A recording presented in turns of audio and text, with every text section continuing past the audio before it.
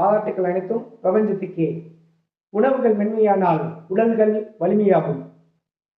நம்ம இந்த இடத்துல என்ன பார்க்க போறோம்னாக்கா, உலகத்திலேயே மருந்து இல்லை அப்படின்னு சொல்லக்கூடிய கேன்சர், எய்ட்ஸ், ஆண்மை குறைவு மற்றும் பார்த்தீங்கன்னாக்கா சர்க்கரை வியாதி, இதெல்லாம் எப்படி எளிமையாக குணப்படுத்த முடியும், அதை சயின்டிஃபிக்கா லேப்ல போய் நீங்க குணம் ஆயிட்டீங்கன்ற ரிப்போர்ட்டை எடுத்துக்கலாம்.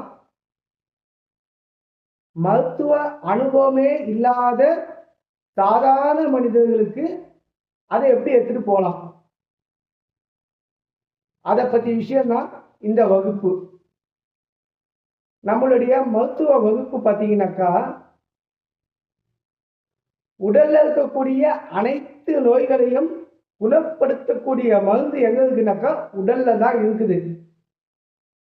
அதை எப்படி குணப்படுத்துறது, அதற்கு என்ன மாதிரியான உணவுகள், என்ன மாதிரியான விட்டமின், மினரல், ஆன்டி ஆக்சிடென்ட் இதை எடுத்துக்கிட்டோம்.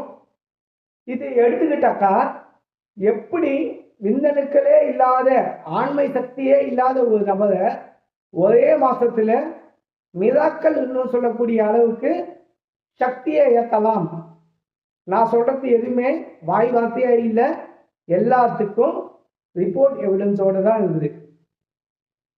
நான் டிஸ்கிரிப்ஷன்ல எய்ட்ஸ்ல முழுமையா குணம் ஆனவங்களோட கவர்மெண்ட் ரிப்போர்ட்டு, கேன்சர்ல 4th ஸ்டேஜ் நம்ம கிட்ட முழுமையா குணமான பெட்சிடி மற்ற ஸ்கேன் ரிப்போர்ட்டு, கை கேன்சர் சென்னையில் பல மருத்துவமனைக்கு போயிட்டு முடியாது, அந்த கையை கட் பண்ணிட்டு கீமோ தான் கொடுக்கணும்னு சொன்ன ஒரு அபல நிலையில் வந்தவங்களோட குணமான ரிப்போர்ட் வீடியோ ஃபுட்டேஜோட அந்த வீடியோ.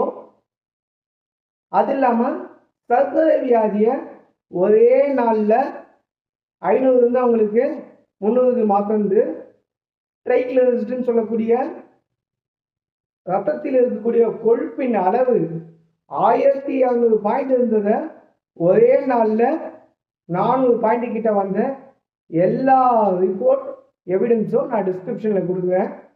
அது மட்டும் இல்லாமல் இந்த மருத்துவ வகுப்பை எல்லாருக்கும் நான் சொல்லிக் கொடுக்கணுன்ற ஒரு எண்ணத்தில் இருக்கேன். மருத்துவ வகுப்பு எதை நோக்கி போகும் அப்படின்னாக்கா, ஆங்கில மருத்துவம் எது எதெல்லாம்